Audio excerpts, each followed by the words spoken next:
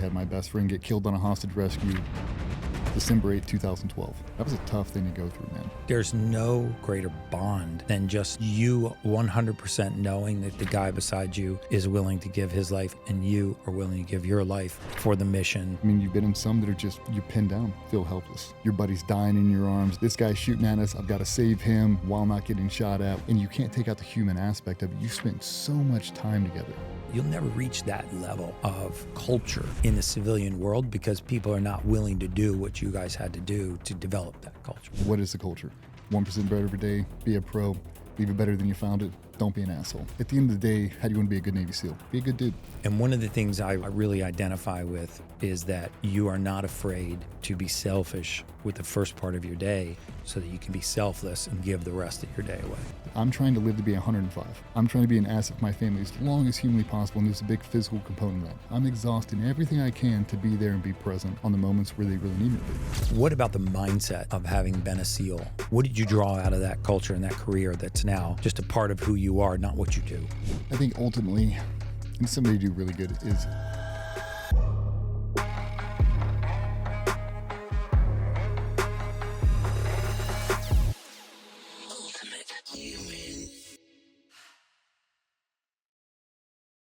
Hey guys, welcome back to the Ultimate Human Podcast. I'm your host, Gary Brecka, human biologist, where we go down the road of everything anti-aging, biohacking, longevity, and everything in between. Today is a really, really unique podcast. Not only is our guest a former member of SEAL Team 10, but he's a father, he's an entrepreneur, he's a husband, and his advice, I told him today, I actually take some of your advice. I started following your morning routine. And if you know anything about me, like my morning routine is sacred, but welcome to the podcast, DJ Shipley. You invaded my morning routine and now I'm actually taking some advice from you. It's astounding, you've been here for a few hours and I always end up running a podcast before the podcast with my guest. But it's been great getting to know you, brother. We had an awesome morning. We're both freezing right now because we just got out of a cold plunge, but we did hyperbarics and then we got in the sauna and then did a little cold plunge. So the lights are on. Oh yeah. Firing on all 8 cylinders, man. Thank you very much for having me. So, there's so many avenues that we could go down with this podcast, but what I found really unique about your story, I feel like you were kind of like the uncommon Navy SEAL. Mm-hmm. I mean, you come from a long line of military in your family, your fathers, your uncles, even your mother, and grandparents, World War II. Your father was a SEAL.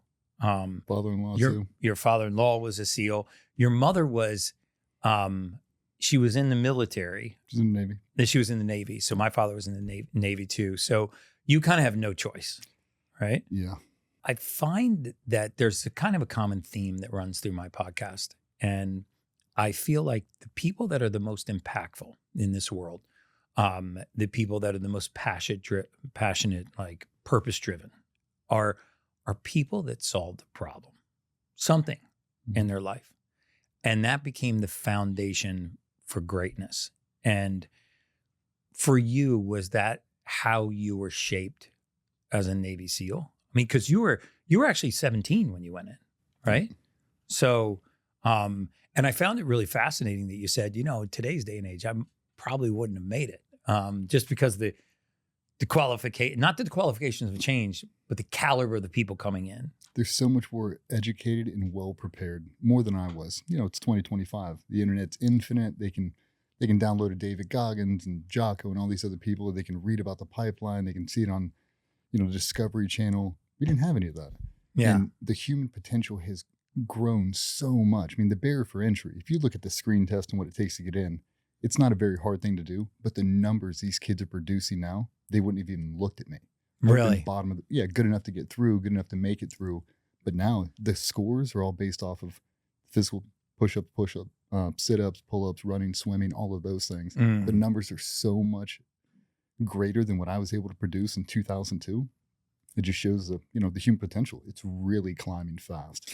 Did you go in because your father sort of gave you no choice? I mean, one of the interesting things, and I want you to tell this story, but is when I hear you talk about your story, I mean, you really grew up in this SEAL environment. He didn't take you on missions, but he took you around those guys a lot growing up, not just because they were over at the house, but, you know, you went out to the base. I grew up there. And so it was like kind of like this environment that you were in. And I recall you talking about how you never were really around a lot of normal people. Never. So what was that like, you know, being a young kid, you know, father's a Navy SEAL, high achiever, coming from a long line of military families, and then sort of growing up around this base? Because I don't think a lot of people really are in tune with what that kind of youth is like. When people think growing up in military, they think Major Dad, right? Flat top haircut. He comes in, blouse uniform, you know. SEAL teams are special operations is very unconventional. So they never felt like they were in the military. You'd see the uniforms and you'd see all the stuff, but it felt like more like a professional sports team than anything else. But it was the culture, the way they were, the living out of 15 passenger vans, in and out of hotels, always gone on the road, dropping off dirty laundry, but just, you know, the humor, the dark humor, just the physicality. When these guys would come over, I mean, I can remember being a tiny, tiny child and watching the guys pour into our house, and just, they all looked like superheroes. They're specimens. I mean, they were freaks. And I always wanted to be one. I really wanted to be a veterinarian. Like, in the back of my mind, I loved animals. I loved being around that. So I'd always say that I want to be a vet. I want to be a vet. And they would just, you don't want to be a vet. Yeah. Well, I mean, you had like chickens, goats, yeah, like every animal in the world when you're growing up. So you're in that farm lifestyle. I grew up on a 300-acre tobacco farm. So I know what it's like to be in that urban environment. You know, skateboarding was your outlet, you know, and then you used to bust yourself up a lot skateboarding. Oh, yeah. It's kind of funny. Oh, I've been hurt.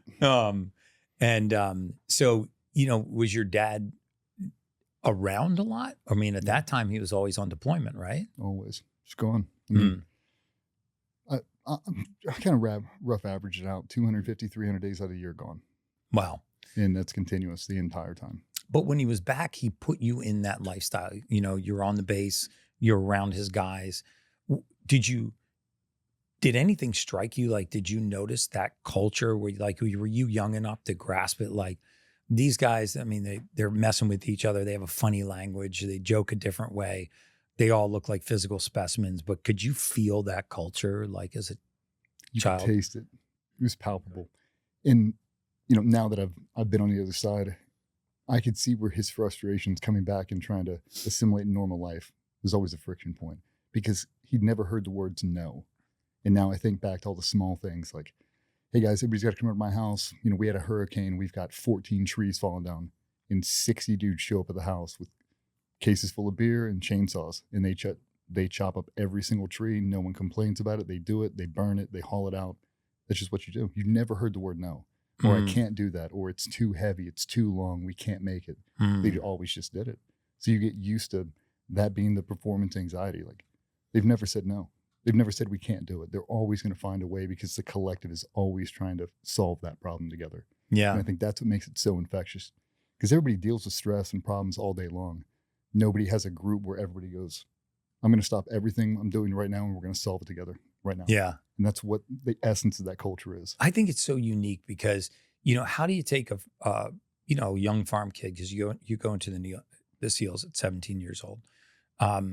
So you don't know what combat's like. You probably don't even know what buzz is like. You have no idea what to expect. I mean, you have a little maybe idea of the culture from being around your father and all of his buddies.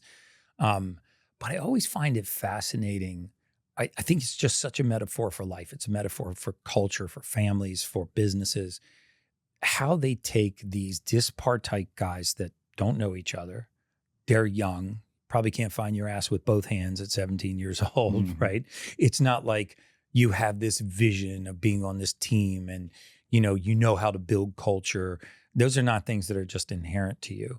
And you go into this program, which is really designed to weed you out. I mean, it's really designed to fail you, or to break you. And the shocking fact that you're not broken leaves you with a unit that's tight. But then talk to me about like the culture building, because lots of people do hard things and lots of people do hard things in groups, right? It's one of the reasons why I think CrossFit was so successful, for example, because it was the first time, for most of the people in that class that they pushed themselves to absolute exhaustion. I remember after CrossFit WODs, everybody's laying on the floor sweating.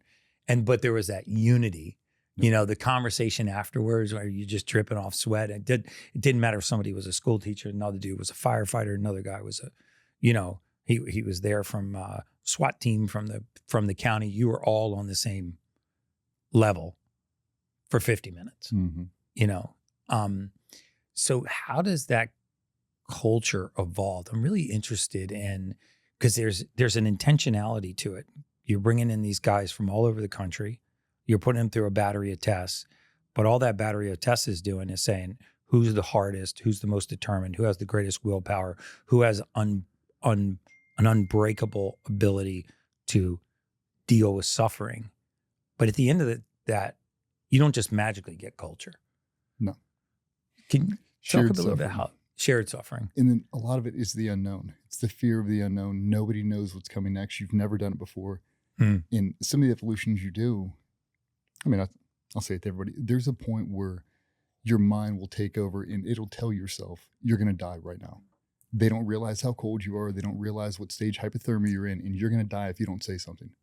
And you'll look to your left and right and nobody's throwing their hand in the air. And you go, I'm not going to say anything. I don't want to get pulled out of here. I don't want to get the pro, because if my core temperature does drop and they kick me out of here, that's not what I want. I'd rather die right here in the surf zone, close out the whole chapter knowing I did everything I could.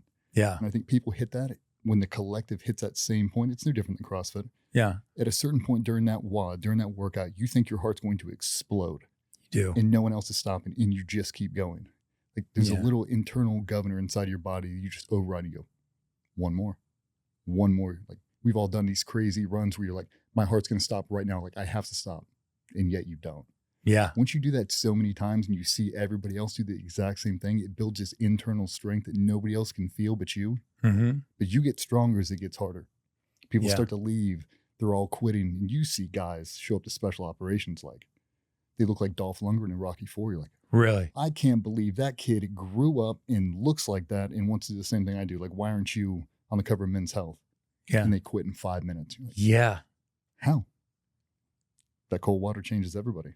Like they don't want to be here. And I think that's where a lot of my success was, is that was a barrier for entry. I have to do all of these things in order to do that. Mm-hmm. And I've been around it. So I see what the end state is.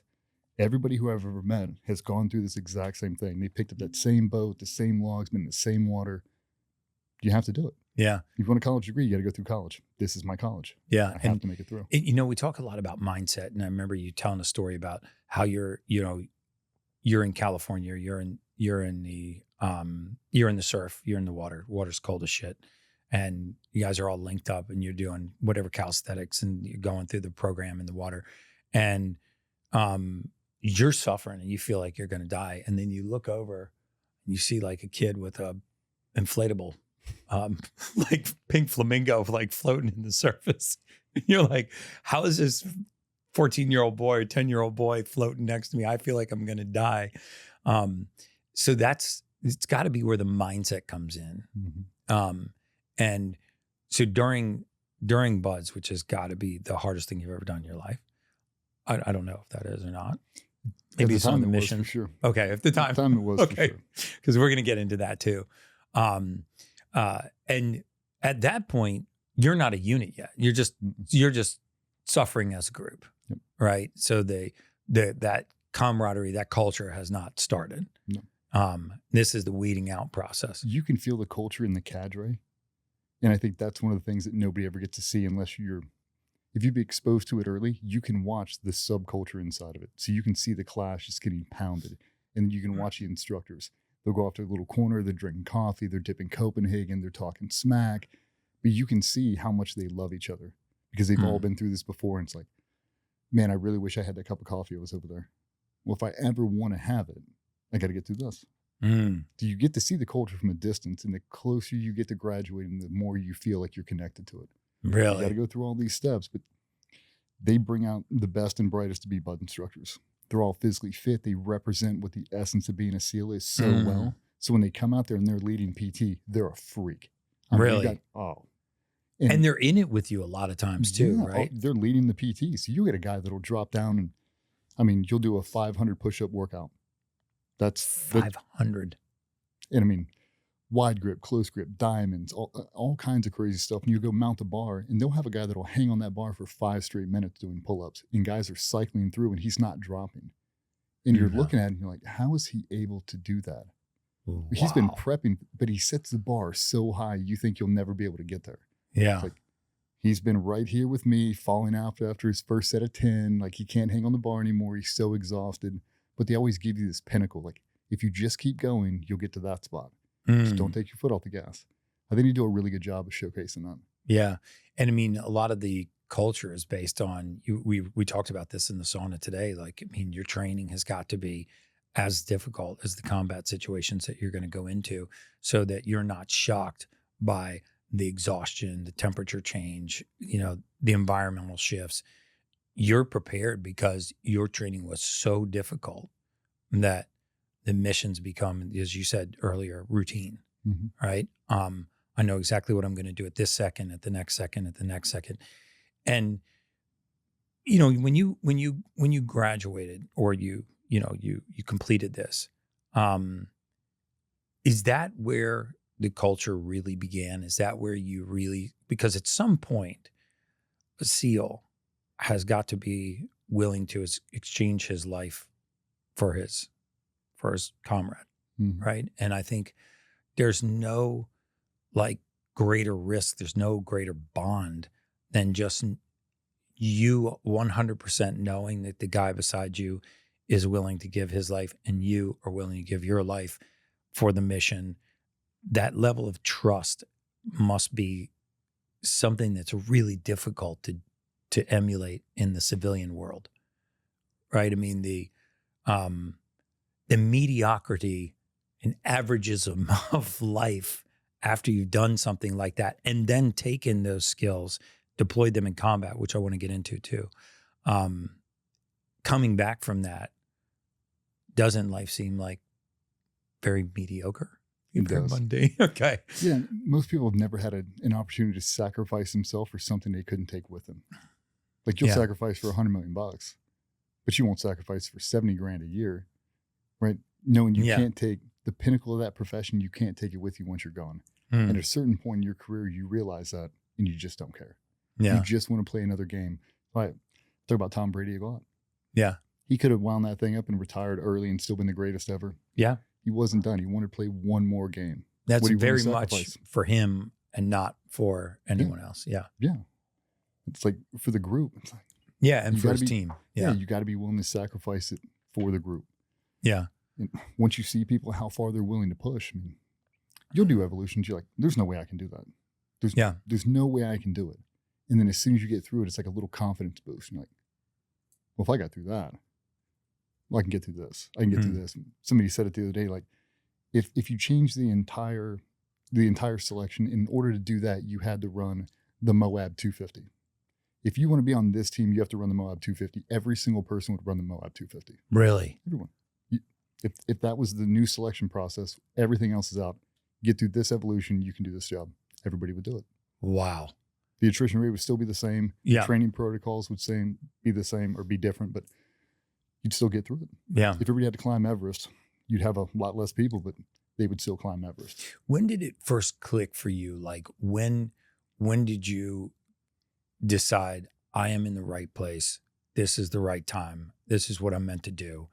Like, when did that culture snap into reality for you? Was it after BUD/S? Was it after you actually performed a mission? Was it like? It's probably halfway through my first deployment. I was in Iraq, 2005. We had Operation Red Wings in Afghanistan happen with Marcus Luttrell. That was the other half of my SEAL team. Yeah. When that thing happened, that shock was our own little private 9/11. That's when the publicity, I think, of the SEALs just started. I mean, you were in it. It was very much I feel, just a very secretive organization beforehand. I mean, a lot of people didn't even know that we had them. The movies didn't really start coming out till like 2002-ish. Yeah, I mean, we had Charlie Sheen, Navy SEALs back in the day, the greatest Navy SEAL movie ever made. Yeah. You had Tears of the Sun with Bruce Willis. You had a couple things, but Yeah. I mean, it wasn't, I mean, kids made fun of me in high school. What's your dad do? Oh, he's a SEAL. Yeah. Right. No, he's a commando. And they're like, what's that? Like, oh, God. Nobody knows. Yeah. You say it now, everybody knows. Right. It's a household name now, but it wasn't back then. Like, you were doing it for something that nobody else would ever see. Yeah. And I've said that before. Like, I've seen 12 people do the most amazing things you'll never get to see. I can't explain it to you. You'll never understand. Yeah. But the juice is totally worth the squeeze. It is. And I think that's really when you get invest in the culture, when you watch that group of people do the most heroic things you've ever seen, and no one else will ever witness it outside of us 12. Right. And never even talk about it. Right. And some of the things that have humbled me the most is I have seen things that almost haunt me with how heroic they were, and they don't even talk about them. They don't even debrief it. Wow. It's like, what? I mean, that was just one of my very first times I brought it up in debrief, like, are we not going to address this incident that happened? And he looked right at me and he goes, when you get in the end zone, act like you've been there before, and walked out. Really? Wow. Wow. Like, I've seen quite a few things up until that point, and that was definitely the most heroic thing I had ever seen. It's like, you don't even want to talk about it. Yeah. Okay. Wow. Okay. That's the bar. I don't need recognition. The deed, not the glory. What was the first time that you ever saw real combat? Because, before just to preface this, when we were in the sauna, we were talking about how I've had this fascination with not just professional athleticism, but like a professional athlete that can dominate their sport over a really prolonged period of time. Like a Lance Armstrong, 7 Tour de France's, a LeBron James or a Michael Jordan or Tom Brady, who's not just excellent or excellent once, but is excellent over a prolonged period of time, which means they were able to block out all the other noise, right? All the pleasures of the flesh, all the fame, all the fortune, all of a sudden going from virtual obscurity to fame, which has its own set of challenges, and block all that out and stay excellent for a long period of time. That's always fascinated me. And I described to you how a former wide receiver from the running back that had won multiple Super Bowls was telling me that he described this moment where he would break off the line and he would be barreling down the field, giving exactly 100% of every ounce that he had in his body. He knew that he did not have one more ounce of energy or effort to give. And he would tell me, like, at that moment, there'd be 70,000 people in a stadium and I could like hear a single voice, right? I could hear one person saying, "Go, Billy." And he would like cue into that one voice. And he knew, 25 yards later that the trumpet player was standing too close to the sideline, and that's where he was going to go out and he's going to wipe out that trumpet player. And what he told me was, he's like, I could feel the ball snap. Like, I actually knew the ball was in the air, even though I hadn't looked back to see that it was in the air. I could feel the defender coming across the field to hit me. And at that moment, just giving 100% effort, and I would put my hands up, I would grab the ball, I would get hit, would end. But he said there was that period, he would just chase that moment like a rat to cheese. And I have to imagine, because I know nothing about combat, but by the grace of God, I've never been shot at. So, and I've never shot at somebody. But I have to imagine that when you're in a combat situation and the risk is not whether you win or lose a game, the risk is whether or not you go back or you go home in a coffin, or you come back to maybe see your family. Like the level of risk, the stakes in a game like that, the level of trust and confidence that you've got to have on the people around you, you can have zero doubt, not just in yourself, but in whether or not the people that are on your flank are going to do exactly what they're supposed to do. Mm-hmm. Like, where does that come from? And can you talk about, like, what was the first time that you saw real combat and you came back and you're like, this was worth it. This is for me. Fortunately for me, in that first deployment, you got to see a face full of combat the entire time, but it skewed over the years. It got more violent. In 2007, it really uncorked in Fallujah. You really got to see some really serious combat in your face, close proximity. It can't be ignored. And then all the things that would freak out normal people, they no longer freak you out. And it's because the training has been ingrained so much and they've taken it so above and beyond what's necessary to normal people that nothing phases you anymore. Like you're walking up to a door, you're under night vision, there's not an ounce of starlight, there's no moon, it's jet black. And as you're walking up, all you're seeing are infrared lasers. I mean, a foot off your head, covering everything around you. And if that door opens as you're touching it, they're going to take a shot right past your head and you don't move. You don't need to. He's going to make that shot every time and you just trust it because you've been exhausting all the resources. And the boys are training. Those are your boys behind you they're training 52 weeks out of the year. I mean, they're exhausting everything they can, mentally, physically, spiritually, emotionally, tactically, to make sure that we don't ever have to say no, or I can't do that. We can always make the shot. We can climb up and over the mountain. We can jump out of the plane. We can do all the things. And you build that trust through time. Like I've seen you show up every day. You're in here at 5 a.m. You're in the gym. You're at Fight Club. You're on the range. You're in the kill house. You're jumping, the wind tunnel, everything you have to be great at. You're really committed to greatness in all those areas. Unfortunately for us, there's not a whole lot of room for anything else. Right. So all the external stuff, you kind of got to block out and really be good at compartmentalization. Here's something most people don't realize. Salt isn't just about flavor. It's about biology. Your cells need minerals to make energy, hydrate properly, and function at their best. That's why we created the new Baja Gold Shakers, naturally harvested straight from the Sea of Cortez, unrefined, lightly air-dried, and loaded with essential trace minerals. This isn't table salt.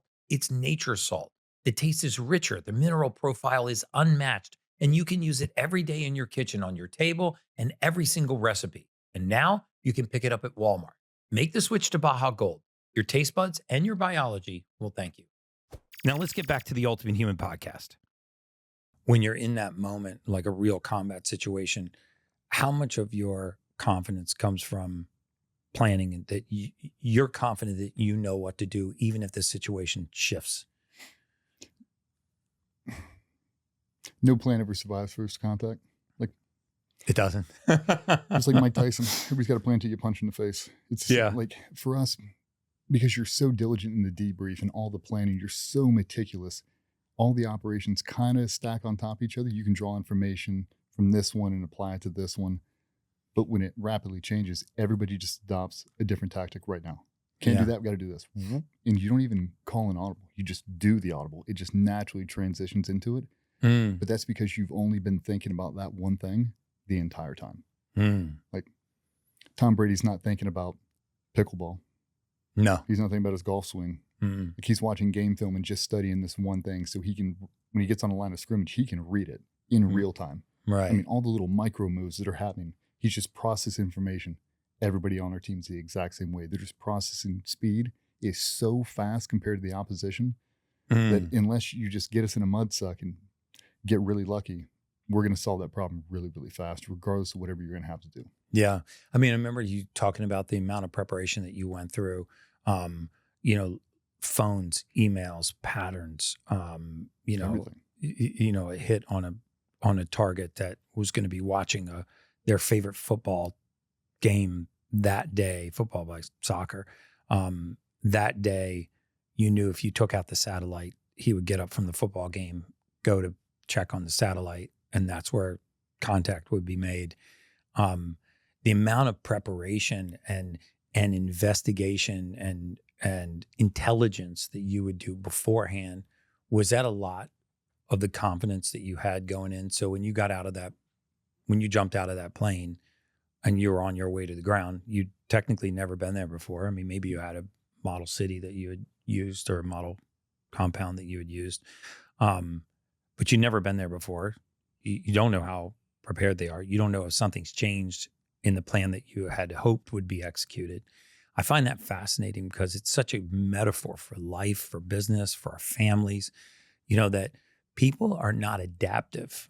They crumble and they get stressed from change. I think it's our expectation that we set, and then we're constantly disappointed that things don't meet our expectation. Our spouse doesn't meet our expectation. Our business partner doesn't meet our expectation, our competition, our partners. So when you're a SEAL, how much of that planning is giving you the comfort when you're in that zone and your life is on the line? Like, what does a typical mission look like building up to that moment when it's go time? A lot of it depends on your currency, right? In the height of the global war on terror, I mean, sometimes, depending on where you are, sometimes it's 2 times a day. You hit a daytime, you hit a nighttime. Sometimes it's 3 or 4 a night, back to back to back. And sometimes it's a dry spell. It might be a bigger target. You know, you've been after this guy for a while. You think you have a group of intelligence folks, all they do is build a target package on this guy. They have watched every move he has ever done for the last 6 months. No blinking coverage. They know everything about him, and they're just spoon feeding to you. So you go in there, you're eating lunch, and you're just watching the ISR feed, you're watching the satellites. Where does he go? Where doesn't he go? Right-handed, left-handed. Oh, he's kicking a soccer ball at 2 p.m. with his kids. It's 6 p.m. He's walking next door, and he's coming back with an RPG. You're like, okay. He's got a motorcycle stage 2 houses down his wife doesn't know about, blah, blah. This is how he's doing all this. So you really get to see a real picture. When you drop down on the floor of it, it always looks different. But if you've done your homework, I know how many doors, how many windows, inward opening, outward opening. Is there a storm door? Is there tint on the windows? I mean, you can tell everything, how high the walls are, how many sections of aircraft ladder we have to bring. I mean, all the different things. So when you get there, I have gone through every possibility, every contingency we've been through. So this happens. Option 2, here we go. Yeah. Option 2 is not going to work. Go to 3. 3 is not going to work. Go into 4. Boom, boom, boom. 4 is not an option. Make one up. Here we go.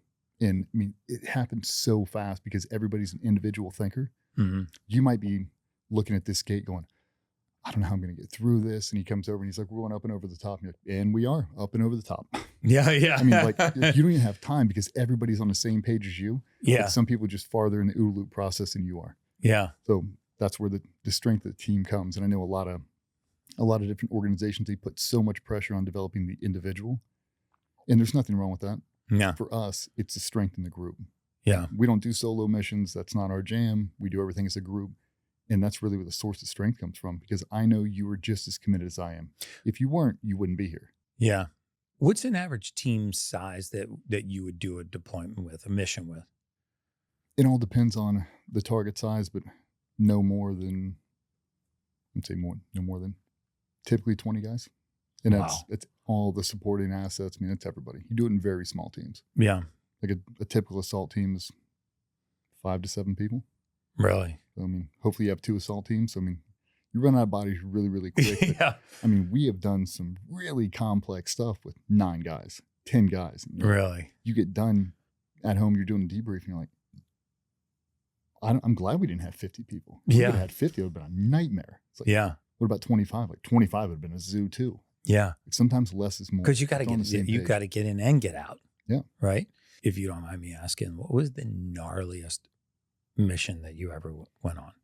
Anytime you introduce water, it's always gnarly. Like, that ocean is big, black, and scary. And it's unforgiving. It doesn't care who you are. It doesn't care how much you've prepared. One slip up and now you're soaking wet. You're freezing cold, and the surf zone is just consuming you. Yeah. So we did one off the coast of Africa that was very dicey.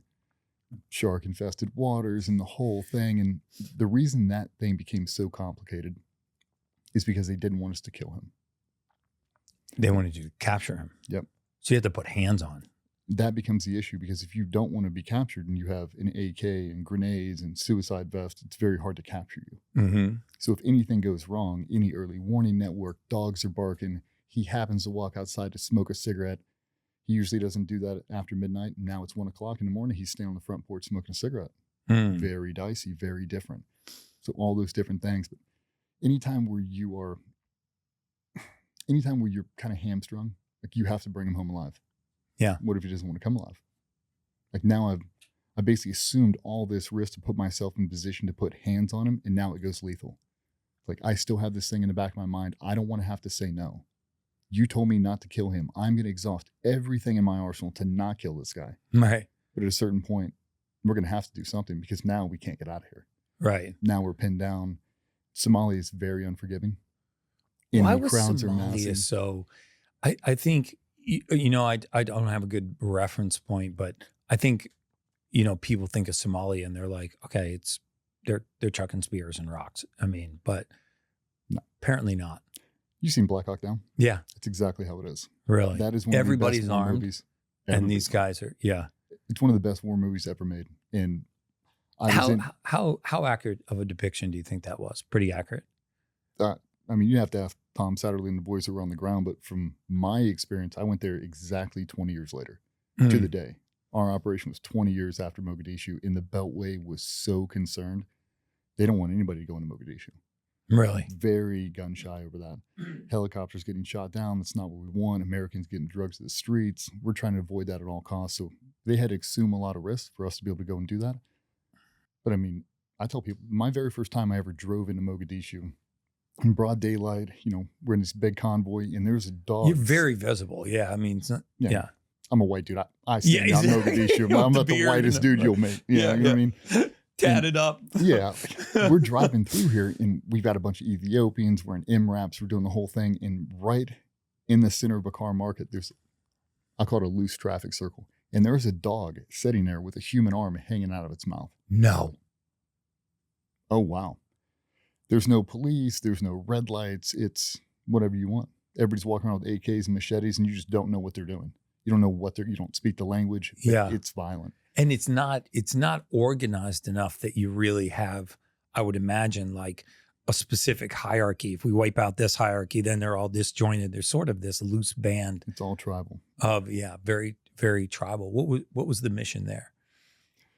We were going after a bad guy who'd done a bunch of bad stuff. He did a mall attack, killed a bunch of people, and we were supposed to swim in, grab him, extract him, and get him out to a vessel, and then prosecute him later for crimes against all the things he'd been doing. And everything was going great. The swim in was great. Everything was in approach, and we got contacted on the roof. So 3-story building, and all the intel that we're getting is this is his beachside bungalow. Like, this is a place he goes with the family to chill out, to kind of rest and regroup. And that's what we were talking about, the football game. I'm like, okay, we're going to go over there, twist off the satellite. He'll walk outside. We'll wrap him up, peel him over the 3rd story, swim him out. The whole thing will be over. Easy How do you just swim somebody out that doesn't want to go? That's one of the things we talk about, physical readiness. Like, sometimes you have to subdue people, and you have to force them to do something against their will physically. And that's a superhuman feat. So you have to be able to overpower them. So we had a bunch of things we were trying to do, and we got guys set on the roof. The whole thing was getting ready to commence. And a guy came out of the 3rd story, cracked, looked out. Our guys don't shoot him because he can't see a gun yet. And next thing you know, AK comes around the corner. Pow, pow, pow, pow. He's shooting at you. Skipped off one of the boys' helmets, shot a strobe off his helmet, and the whole thing cracked off. When it did, all 3 4s lit up. Really? Sustained gunfire, belt-fed machine guns, AKs, everything going off, all in one shot. So he was that ready. Yeah. So what they didn't tell us is we had a gap in coverage. So we weren't seeing everything, and they were hauling dirt out all day long. They were digging out bunkers the entire time, sandbag positions in there, getting ready for a fight. I don't know how they knew. If they knew, it was just bad coincidence. But when it went all floors, shooting out all the windows. I mean, throwing grenades out the front door right in front of you. I mean, but you can't kill him. So at a certain point, you have a right to inherent self-defense. I have to be able to shoot back. But in the back of your mind, the last thing he said was, "Don't kill this guy."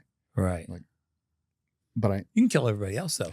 You don't know who they are. You can't see them. They're shouting in Swahili and mix of English, and it sounds like Arabic. You don't speak the language. You don't know who he is, and you can't see him. It's not like I walk in a room with 3. You were sitting here and I'm like, I'm not going to shoot you. I'm going to shoot everybody else. It's not like that. So it puts you in this weird shift of, now I feel like a failure. Like, what are we going to do now? Well, now we have to get out of this place. Right. Now we've got technicals massing. The whole city's coming alive, just like Black Hawk Down. They're going to surround us, and we're all going to die. As soon as that starts happening, starts calling in other assets, right? Yep. They start coming to that site. Yep. His wife's on the phone, springing up everybody. I mean, they've got all these little tribal pockets that are all over the city, and here they come. Oh, boy. So now you're getting the updates. Like, how deep were you at that time? How many guys? About 20 guys in. And now we've got technicals that are massing. They've got Dishkas. They've got belt feds. They've got RPGs, and they're all closing in on you. So we've got to get out of here. We got to get out of here right now. Yeah. Well, we're blocked off. They're shooting out of every corner of this place. Yeah. And the only egress is right in front of the front door, right in front of the gate where he's shooting. It's like, now you're lobbing grenades back, and explosive charges, trying to get a little bit of gap in coverage, and it never stopped. It felt like that Hollywood, that Rambo belt-fed machine gun, just fuff, and it never ends. It was like that. Wow. Like, and you only have so much ammunition because you brought what you brought. You don't take a whole lot. And that's the difference in special operations. You watch a lot of guys, if you ever seen a documentary with Restrepo, those guys are running out with 9, 10, 12 magazines. Right. We're running out with 4. Right. Because, you shoot what you kill. Like, I don't need to have 12 round magazines. That's not the gunfights we're trying to get in. That's not typically what happens. And yeah, I mean, it got dicey really, really fast. Now guys are blown up, massive concussion, bleeding out of your ears, bleeding out of your nose. It's a nightmare. And then you got to get those guys out. Mm-hmm. Were there any guys that were injured? I mean, severely injured? I mean, I was injured. A bunch of the guys were, but it was a lot of TBI, a lot of concussive stuff. And then, torn shoulders, torn hips, just from the surf zone. Very unforgiving. Boats flipping over and just... Yeah. A lot of bad stuff happens. And then, so you retreated from that and went back out and took back off. Did everybody make it? Everybody made it. That's where camaraderie comes from. Yeah. And I mean, you've been in some that are just, you're pinned down, feel helpless. Everybody's shot up, your buddy's dying in your arms essentially. And you're like, oh my God, but this guy's shooting at us. I've got to save him while not getting shot at. What are we going to do here? And you can't take out the human aspect of it. You spent so much time together. Like my best friend now, Cole Fackler, started all these businesses with him. We've done all these deployments together, went through buds together. Like I spent more nights consecutive sleeping next to that dude than his wife ever will. Yeah. 180 days at a shot, like no break. Really? Every breakfast, every lunch, every lift, every op for years. Now, why is that? Is that so that you know everything about them? You do. Yeah. So, I mean, and the trust level, by the time you're in business, I mean, trust is not an issue. Yeah. Right. I mean, because, you get back into that civilian life, and that's what I'm so fascinated about. Like, how does this culture evolve to the point where everybody knows that everybody else will take the same level of risk with their life that you will? And you never second guess that, right? It's because you never hear no. You never hear it. In what, training? Anywhere. Yeah. Hey, come over here, help me do this. Yep. Come over to my house at Saturday, 6 o'clock in the morning, help me move. Yep. They just do it always. Really? You never hear no. So you naturally just build trust through that. Wow. I need for you to do this physically. They're in the gym every day. They can pull it off physically. Hey, I need to make this shot. They make the shot. Hey, we got to do this jump. They make the jump. You've never failed so far, and that's because you're exhausting all the resources in the training. You're not missing a day. You're living this like it's your only thing. Yeah. If you look at the work ethic, it's like he's putting in the work. Yeah. He's showing up. He's a true believer. He's bought in, and I can see it. Listen, there's what I share on this podcast, and then there's what I share with my inner circle. If you've been following me for a while, you know how I hold nothing back here. But my VIP community, that's where the real magic happens. Picture this. You're struggling with energy crashes, brain fog, or just feeling like you're not operating at your peak and you don't know where to get real answers. But here's what really sets this apart. You're not just getting my insights. When I have incredible guests on the podcast, VIP members get to submit questions for a private podcast segment. So that world-renowned expert we just interviewed, you get exclusive access to their knowledge tailored to your specific situation. This section is under the private podcast section in the Ultimate Human community. And speaking of exclusive, you're getting my personal protocols, the exact tools I use for water fasting, gut optimization, and morning routines that have taken me decades to perfect. This isn't theory. This is what works in the real world. The community launches challenges throughout the year where you get direct access to me and my network of experts. It's like having a personal health advisory board for less than $100 a month. Your health is your wealth, and this investment pays dividends for life. Join the VIP community at theultimatehuman.com/VIP and step into your ultimate potential. Now let's get back to the Ultimate Human podcast. How do you manage a family, or, even if you're not married and have kids, God forbid at that time you do, how do you manage a family? How do you assure your family when they're hearing all these stories that it's not going to be you? Because there's not a whole lot of communicado going on. I'm sure there are dark dark meaning no communication periods. I can't imagine what it's like for a spouse to go through something like that. Were you married during this time? I got married in 2009. So I had already been a SEAL. I had done 3 or 4 rotations. My wife's first husband was a SEAL, got killed with Mark Luttrell on the ground. Oh, wow. Operation Red Wings. So her dad's a SEAL. So she was already ingrained in the culture. Okay. She was a veteran herself. But she's a little conditioned. Okay. So she was. Yeah. But, that's the hardest lie you'll ever tell. Yeah. It's not going to happen to me. Right. So she could see the transition. But why? I mean, exactly. She could see the transition from starting at Team 10 and then transition over to the National Mission Force, the Tier 1 element. Mm-hmm. You have to change, and that group becomes smaller, more intimate, and now you don't leave it. So now, you're out of the house at 5 a.m. You're not coming home till 11, 12 o'clock at night, training all night, always with the boys. Everything you do is with a group, even on weekends. You're all doing it at somebody's house. You're eating brunch. You go to the normal place, and 3 or 4 guys in the team are in there. Slide all tables together. Everything becomes one big community. Yeah. And you can feel the resentment build up, like you're spending so much time with them, and that's your justification. Do the best in the world. Yeah. If I want to elevate, they're all better than me. They're going to drag me up with them. But I've got to be there. I've got to be in that van. I've got to be on that airplane. I've got to be in that hotel room. I have to be at his house. Like, we have to all be together. That's the only way, because there's so much nonverbal communication. There's so much buy-in. And if you're running a 9-to-5 schedule with us, you're not a true believer. Yeah. So a lot of guys just sacrifice the household. Wow. It's not the thing you want to do. It's the thing you have to do. Mm-hmm. But the divorce rate in special operations is over 100%. It is. Oh, yeah. Oh, yeah. It's just, I'm a unicorn. Like, the fact that me and my wife are still married, and we shouldn't be. She should have divorced me multiple times. Right. I mean, she should have. You ever heard my story? Like, I burnt a candle at both ends. Yeah. But I mean, most guys have been divorced 2 and 3 times. My first troop chief, or second one, I think he'd been married 6 times.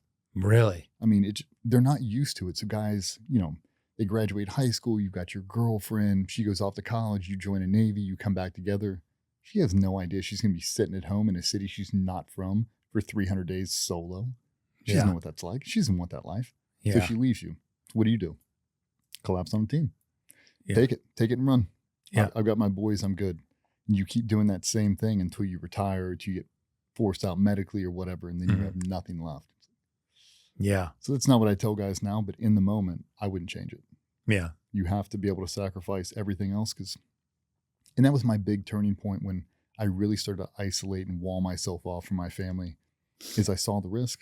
I had my best friend get killed, and he was a true believer. Like, Nick Check was one of the greatest Navy SEALs that has ever walked this planet. Wow. There is no denying it. Everybody knows it. Really? And he got killed on a hostage rescue December 8, 2012. When he got killed, it crippled my wife. And where was that? Afghanistan. He was shot? Yep. Crippled my wife. Crippled me. Because she knew him very well, because he was one of your boys that was in that sphere constantly. I went to Buds with him. We did our first platoons together. He went over to the Tier 1 command right before I did, pulled me in. Now we're in the same team. I mean, before his first deployment with that organization, he retiled my entire kitchen floor, him and my wife together. Like, he left there covered in soot from cutting tiles and jumped straight on C-17 and flew to Afghanistan. No. Yeah, I mean, he is one of the greatest humans that's ever lived. Wow.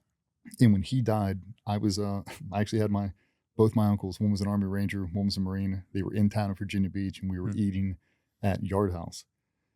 And I got a phone call from one of my friends, and he goes, "Where you at?" I was like, "Eating dinner with my uncles." Walk outside, and he's like, "Hey man, Nick got shot." I'm like, "Okay, how bad is it?" There's a long pause, and I could feel my anxiety start to build up. I could feel the goosebumps coming, and you could tell by the whimper in his voice. He's like, "He didn't make it," and I fucking crushed. Really? Like, I'm so surprised I didn't throw up. Yeah. I mean, I walked back in there, I sit down at that booth, and I could feel my wife staring at me because she saw the number. She knew it was one of the guys from the team, and my hands were shaking, and I'm staring right in between my 2 uncles. And I could feel burning a hole in the side of my head. And she goes, "What's going on?" I went, "Nothing. I have to go to work." And she grabbed me and spun me, and I looked at her, made eye contact, and I just started convulsing, just ugly crying at that table. And I was like, "He's gone." She's ugly crying. We drive into work and do the whole thing. And that was the hardest thing, because he was the reason, or one of the reasons, he was one of the things I used to justify how much time you spent at work. Showing up early, staying late, training on weekends, Christmas morning, New Year's, everything everybody was doing. That wasn't me. That was a cultural thing that everybody did. because it buys down the risk. And she looked at me and she goes, if it buys down the risk, how is he dead? Yeah. It's a dangerous game, honey. It's a dangerous game. But right now I have to exhaust all the resources to buy down as much risk as humanly possible. At the end of the day, you're running to an 8-foot room with people with belt-fed machine guns shooting at you. Yeah. It's dangerous. Yeah. And that's what happened. Now, why weren't you on that mission with him? Were you not? So we had Extortion 1-7 happen when all the guys got killed in the helicopter crash. I remember August 6, 2011. All the bullshit that came out in the media about that. That had to be so frustrating. I've heard you talk about it, but dude. it frustrated me. It frustrated my father, he was a Navy captain. He was a Navy SEAL, but it frustrated the hell out of my father. He was like, I don't believe in, banning free speech with these people. Dude, I have goosebumps thinking about it. I've never been so mad, never been so disgusted with people for saying the things they were saying. People that have absolutely zero inkling into what's going on there. They have no line into it at all. Probably never even served in the military. No. Just on there, there's just the keyboard warriors, And even some of the family members. Those guys came out like it was an inside job. Yeah.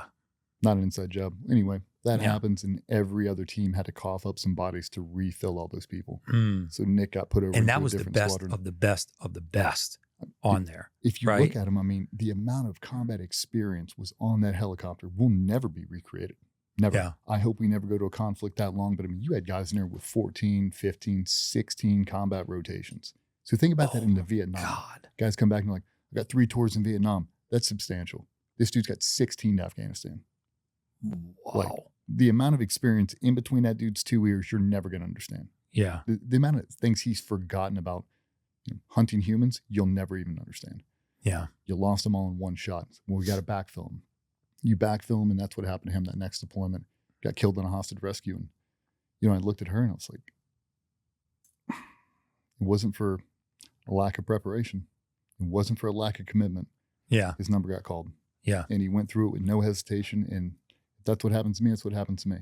Yeah. You got to exhaust all the resources. But that was a tough thing to go through, man. I walled that up, and I never wanted to think about it again. So I keep a picture of him in my refrigerator. I see him every day, but I haven't processed that at all. I keep that in a special little box buried way down deep, and every now and then it'll uncork and come out. And it sucks, man. And the reality of it all. The reality of it. Reality of it. Sucks.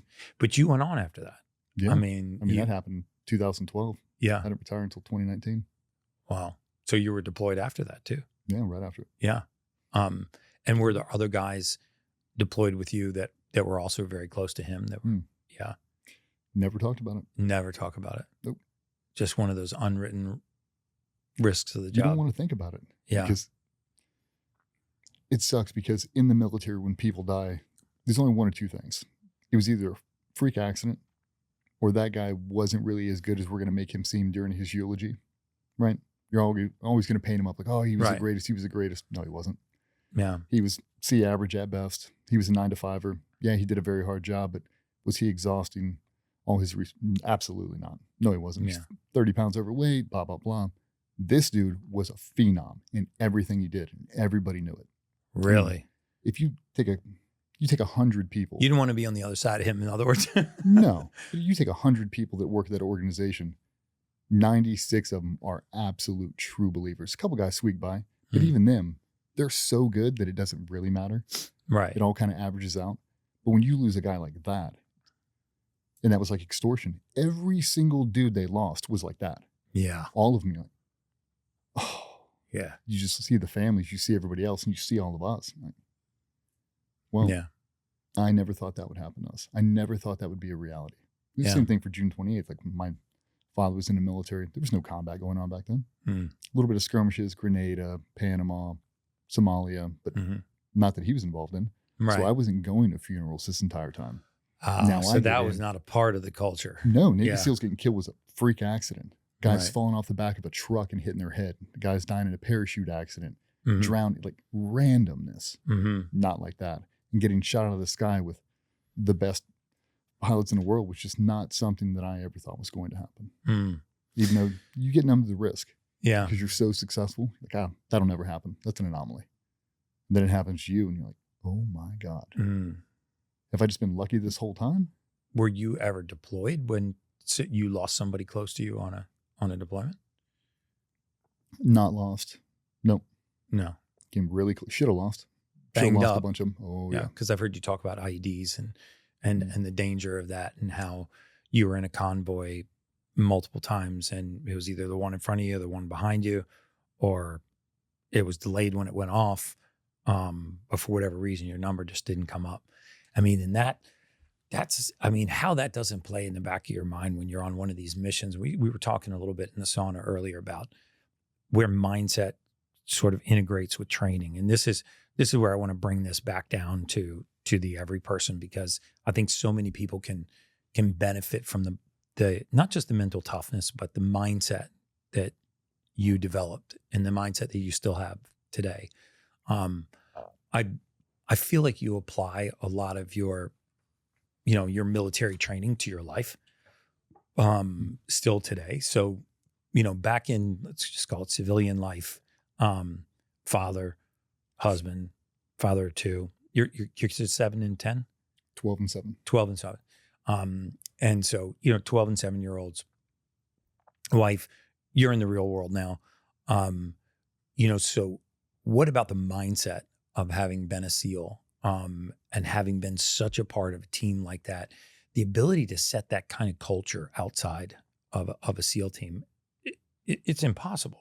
I mean, you'll never reach, and correct me if I'm wrong, but you'll never reach that level of culture in the civilian world because people are not willing to do what you guys had to do to develop that culture. So what do you take away from that? Building a business, raising a family, being a husband, like, what did you draw out of that culture and that career that's now just a part of who you are, not what you do? I think ultimately, and something they do really good is you'll have a guy who is the exact representative of what you're trying to mass produce. It could be your boss. It could be a dude who's 3 or 4 guys down the team, but he's the guy. If you close your eyes and imagine what you think a Navy SEAL looks like, open your eyes and he's standing right there. Okay. Close your eyes. What is he going to say when he opens it? Opens his mouth and he says, and you're like, oh, okay. Get him on the flat range. He does the thing. Get him in the shoot house. He does the thing. Jumping out of airplanes. He does the thing. He represents the best of what it's supposed to be. Right. My job is to emulate that. My job is now there's 50 of us sitting in a room. I need one representative to stand up and be the example. I should be able to just, Brian, get up. You're our guy. If everybody represents what we think the essence is, then we said it. It's really hard to do that or ask for it if you're not representing yourself. So that's the first thing. The guys I really model myself after, they lived and breathed it.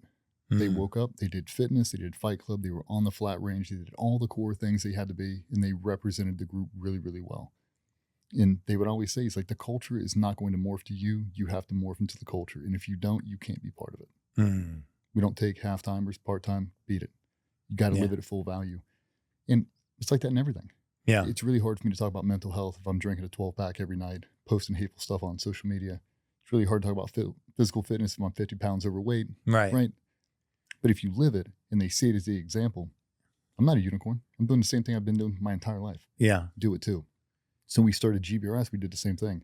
First thing, I need a gym. We had a squat rack, a 70-pound dumbbell, and a barbell. Seen it, dude.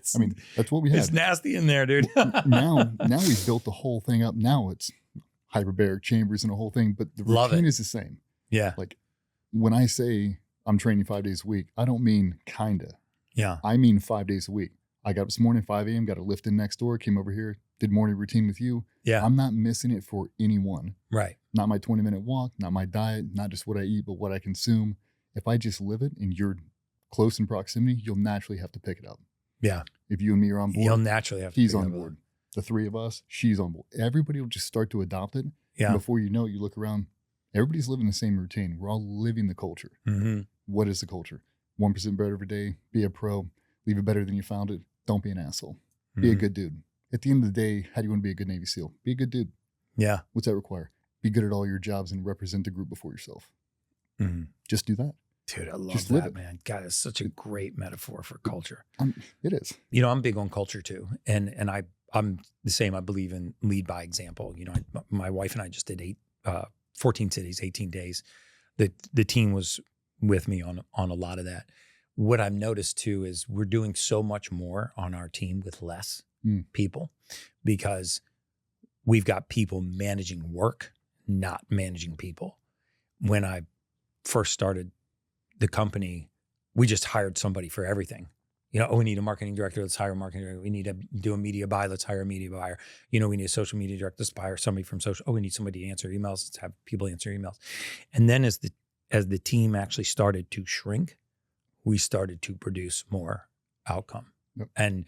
And in this space, which just in the social media space, I mean, everybody is bought into the mission. When we have meetings, I'm clear about the culture. I'm clear about where is this company going to be in, and where's the ultimate human platform going to be in 3 months? Where's it going to be in 6 months? Where it's going to be in 9 months?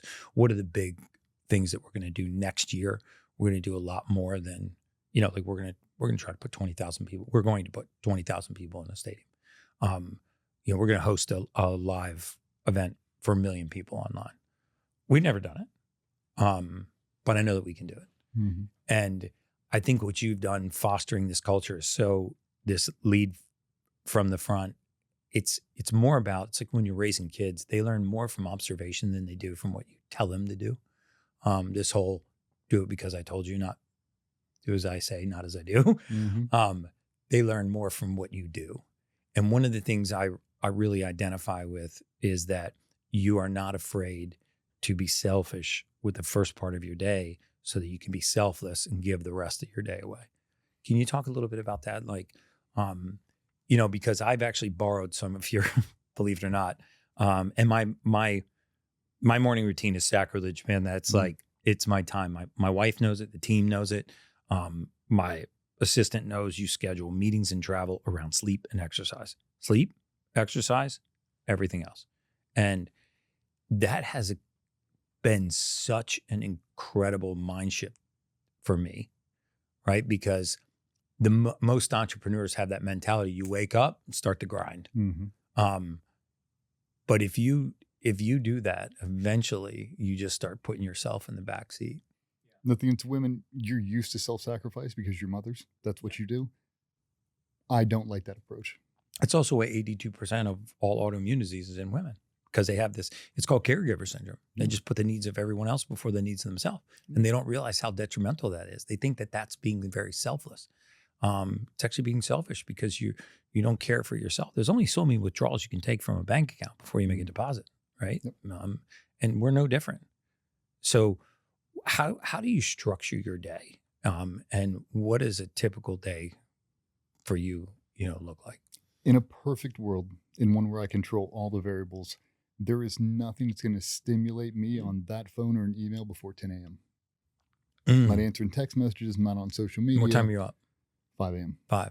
Wow, 5 hours. So in a perfect world, it's 5. Realistically, because I started doing the math, I'm not having enough time with my kids to make a positive impact. So I was waking up at 5. I was out of the door before they woke up. Knowing that no matter what, I am unracking at 7 a.m. That's what time the workout is. That's what time my trainer comes in. We used to do it at 6 a.m. Now he doesn't have time with his kids. My business partner doesn't. I don't. Now when we come home, you know the grind as an entrepreneur. Yeah. You coming home at 6, I may be coming home at 9. Now I'm not seeing him for weeks on end. Right. I don't want to keep having that. I have to have a shut off at some point. But I'm getting pulled in so many different directions. If I don't make time for myself, I'm not going to find it later. Right. And I hear these guys like, I'll get a workout on the drive home. No, you won't. No, you won't. Not 5 days a week, you won't. So for me, I've always been accustomed to sacrificing sleep. I know that's not what the doctor wants. I know that's not what I'm supposed to do, but that's what I'm used to doing. So if I come in on the red eye, like tonight, I land at 12:30 in Norfolk, 12:30 a.m. I'm still getting up at 5 a.m. and I'm still doing my entire routine. I don't care. I'm not sleeping until 8. Well, I'll skip a workout because of jet lag. I don't do that. I wake up, I knock it out. But I'll wake up at 5. I've got my whole evening routine where I lay out my clothes the night before. I've got a brand new bottle of water sitting next to my bed. My phone's at 100% charge. Changer, man. Right. After the Human podcast, I started doing that. But if you look at it, the majority of people, my wife included, I'll throw her under the bus right now. She'll wake up, her phone will be at 16%. At what point is your phone going to sit on the charger for 2.5 hours to fully charge that you're not going to be on it? It's not. So now you're running around with your primary system of communication already almost dead. Yeah. I don't want that. But if I have it right next to my bed, that's where people lean over. They hit the snooze and lay back. I've got mine stretched all the way over. I have to get out of bed. I just carry the momentum with me. I swing feet out of bed, grab the bottle of water, unplug my phone. I've already got the water. I've already got the cell phone. I walk Phone's into at the 100%. Phone's at 100%. I don't check to see text messages. I don't roll over and scroll on IG for an hour. I'm up, I'm out. Toothpaste on the toothbrush, get it wet, put it in my mouth, go to the bathroom. By the time I spit out the toothbrush, pills go down, drink with a bottle of water that I had the night before, get dressed, left sock, right sock. I like your pissing and brushing your teeth at times, compressing time. Yeah. I got that. Because I'm trying to get out of there as fast as humanly possible, because if not, I'm going to make more noise. I'm going to wake the wife up. I'm going to wake the kids up. That's why I don't have, I've got a big Yeti tumbler. I don't want that with all the pots and pans and the cups. Now I'm rummaging around, making noise. She calls it the orchestra. Yeah, so does my wife. If you stop putting my stuff away at night, I've laid it out for a reason. Machine goes on, coffee goes in. I'm standing next to my red light. I've got my methylene blue. I've got all my stuff. I just took that perfect timeline and I shifted it now. But I mean, I've got to do a cold plunge. I've got to do a hyperbaric session. I've got to do all that before 7 a.m. So now I'm on this teeter-totter schedule where if I wake up at 6, I'll be able to get my morning routine. I can leave the house at 6:45, walk in, I'll unrack, and then I'll shift it. So I'll do hyperbaric at the end of the day. I can make time for that. At the end of the day, it's just for me. Everybody's powered it down. Right. But I'm really trying to give my kids and my wife a positive introduction first thing in the morning. And then in the evening, if I come through at 6 o'clock, most people have their kids in bed, shower in bed by 9:30. Yeah. I've only got 3 hours. Yeah. Right. So for me, it's about sacrificing my time just for me, so it doesn't inhibit anybody else. I'm not asking my wife to wait. I'm not asking my kids to hold on for me. Hey, we got to shift this. I'm knocking out everything that makes me better right now. The things that are in control, I'm controlling. Because once 10 a.m. hits, you know the deal. You're a slave to the masses. But I have to be able to teleport and become the person I need to be, that little representative, every door I walk through. So if I go into this meeting, what's the version of DJ that needs to walk through that door? Wow. Right. So that's a great way to think about it. So if you ever watch the content I do, I always do the clap. The guys in media made me do it for the sound bites. Like, get the clap. I clap before I do everything because it tells me whatever version of me right now, I have to switch it into this mode. They don't need an operator right now. They need a kid to come through and play Barbies for an hour. I've got 3 hours before bed. My 7-year-old wants to play Barbies. Sister, we're playing Barbies. Here we go. Yeah, here we go. You know what I mean? Right. Like, I'll do it. I'll do the tea party. I'll take them on a 20-minute walk. We'll do a bike ride. But it's so hard to do if I feel bad about myself because I didn't do fitness. Yeah. I didn't do any time for me right now. I feel slow. I feel lazy. I've got brain fog. And now I'm not present anyway. I might physically be there, but mentally I'm not there. Right. If I get my fitness in first thing in the morning, I'll do whatever you want to. Yeah. We can watch movies all day. We can do Netflix and chill. I've already got my fitness. Yeah.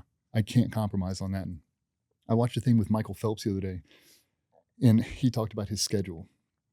Swimming twice a day, 52 weeks out of the year, never missing a session for 5 consecutive years. Oof. That's brutal. That is what it takes. I just do a more realistic approach for me. I don't need to be Michael Phelps. I don't need to be David Goggins. I don't have to run the Badwater 250 or whatever. The Moab 250 or whatever. Yeah. I don't need to do all that, but I need to do something that makes me better than I was the day before. And sometimes that's just the consistency of doing the same thing over and over. Does it hurt me? No. I'll talk to guys that are like, oh, you do too much. Like, you'd grow more, you'd be healthier if you only lifted 3 days a week. I'm doing that workout more for my mental health than I am my physical health, because I know what happens. Those two for me are really tightly intertwined. Yeah. And if one goes, the other ones are right behind. Hey guys, let me tell you about one of my favorite new hydration drinks. Now, this is for distance athletes, HIIT cardio exercisers, people that sweat a lot or exercise intensely. And A-Game is a hydration drink. It has 8 essential vitamins. It has all of the electrolytes, the entire suite of B vitamins. Before you freak out and read that it has 21 grams of sugar, which it does, the sugar is coming from natural cane sugar and honey, my preferred mechanisms for getting glucose into the blood during intense exercise. It also has natural flavors, but these natural flavors don't come from bacterial fermentation. They actually come from real citrus fruits, and the color is from vegetable juice, not artificial dyes. So next time you're looking for a great hydration drink and you're exercising intensely, A-Game is your choice. Now let's get back to the Ultimate Human podcast. I've had some really bad injuries, and when I can't get up and move, I'll lay there and my mental health just declines fast. And that's not good for me. It's not good for the group. It's not good for my family. So that's how I justify it. I'm sacrificing what I want to do right now, which is probably sleep in and be lazy. I'm doing this because it makes me better for everybody else. I said it with Andrew. It's like, everybody says they'll take a bullet for their kids. Like, I'd jump out of a building for my kids. You won't get on a treadmill for them. Right. Like, you seen a bunch of 80-year-olds running at 300 pounds? I haven't. Yeah. I'm trying to live to be 105. Yeah. Right? I'm trying to be an asset for my family as long as humanly possible. And there's a big physical component of that. Yeah. We're training VO2 max for longevity. Like, I've got some kidney stuff going on right now. I'm Yeah. exhausting everything I can to be there and be present on the moments where they really need me to be. I just live a normal routine. For me, I watched the thing with Schwarzenegger. Did you work out today? Yep. You gonna work out tomorrow? Uh-huh. I brushed my teeth last night. I brushed them this morning. I'm gonna do the same thing tonight, the same thing tomorrow morning. It's part of my routine, and I never plan on breaking it. Right. Why would I? I've been doing roughly this routine my entire life, especially since I was 17. Why break it? Dude, and we're such circadian creatures. We're such creatures of habit, and we're creatures of routine. The body craves routine. Yeah. You actually, there are a lot of studies that support this too, that the more regimented you are about your routine, even when you travel, if you take it with you like you did today, when your routine is portable, the more grounded your body is, the more you are capable. It's, when you levy these hormetic stresses on your body, the more you're capable of adversity and change and dealing with trauma and problems, because they don't have a tendency to overwhelm you. You're strong enough to meet those. So your first 90 minutes, 2 hours of the day, you're up, you're still at the house when the kids are up. Mm-hmm. So you see them in the morning. Okay. I'm trying to now. Now with this hyperbaric chamber, because I just did stem cells, they didn't want me to jump in the chamber right away, wanted to give it a time. So it was really a 6 a.m. to 6:45, and then I'd cruise in. I know the exact time. We got one in today. So yeah, like cars filled up the night before. There's nothing that's going to derail me, so I don't have to be late, because I hate being late. The anxiety builds up in me. Mm-hmm. And it's like, I'm not setting the example. I'm 25 minutes late. Right. No, I've got to be a master at time management. Mm. It doesn't have to be, I don't have to be a Nazi, but I need to be able to justify everything. So when my wife says, oh, it'll only take us 10 minutes to get there, I already know it's going to take us 25. It's right? true. I already know it. It's like, but I'm really good. And like, she'll ask me, she's like, how far are you out? I'm like, 12 and a half minutes.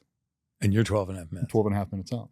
Yeah. Like, barring a wreck or a red light that I just missed, like, I'm sub 13 minutes out from being home. Yeah. I understand the timelines. I know exactly where I'm at, but it makes you accountable, and it's the small things. So I talk a lot about micro wins. Mm. If you look at my entire routine and micro wins, I mean, we could break it down by the minute. By the time I leave that house, I've done 25, 30 things under my control every single day. You get accustomed to being successful. Yeah. So now when you get to that meeting and it doesn't go your way, when you look at it over the course of your day, it's a rounding error. Yeah. It's one thing out of 85 things I did that were positive today, under my control, and I controlled them. It builds confidence in you. And when everybody else sees it, you're doing the same thing as me.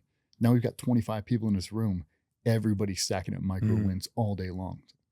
You're used to being successful. Just continue it. So now when you hit a blip on the radar, it's a blip on the radar. Yeah. You're back on track, back on routine, keep going. I'm not OCD. If you look at my general area, it's chaotic.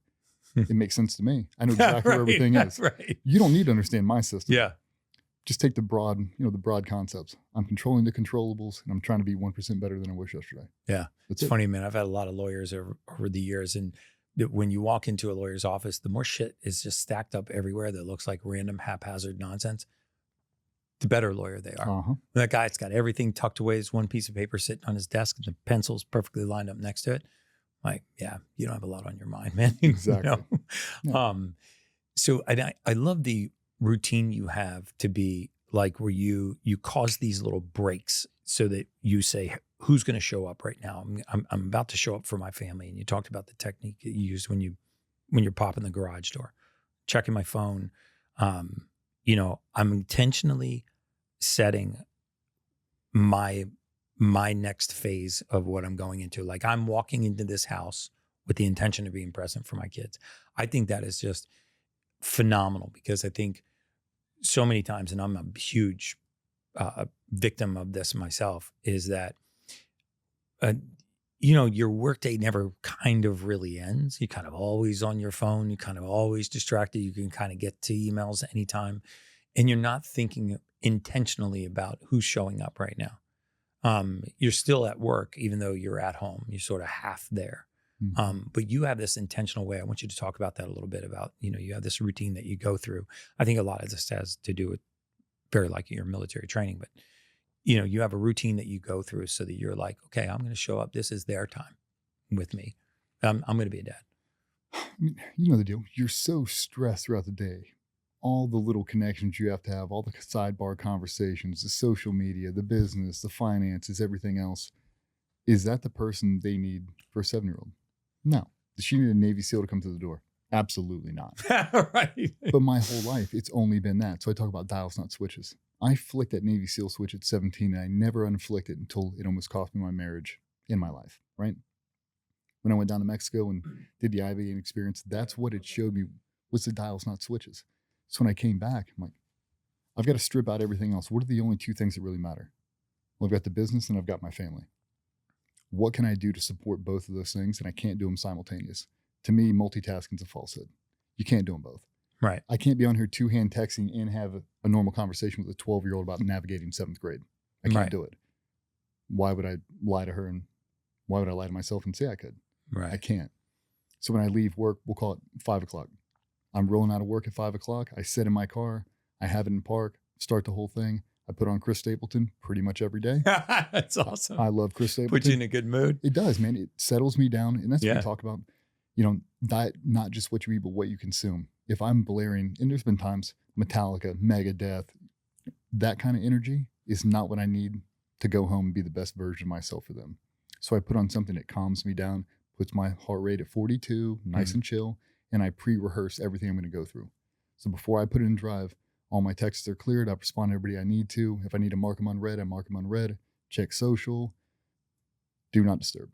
I've got a 12-minute drive home, and I start to pre-rehearse everything.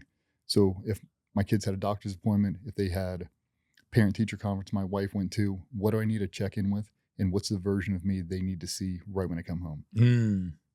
Super stressful day. My wife had a medical appointment. My father's sick in the hospital. All these different things. I don't need to come in here blaring on all 8 cylinders, ramping everybody up.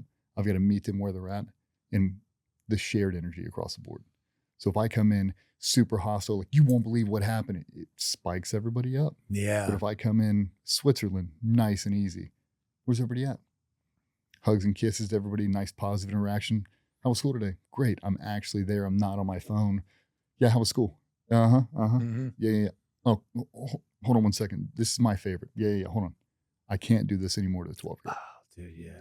You're more important than this phone. You're more important to me than business. And I actually mean it now.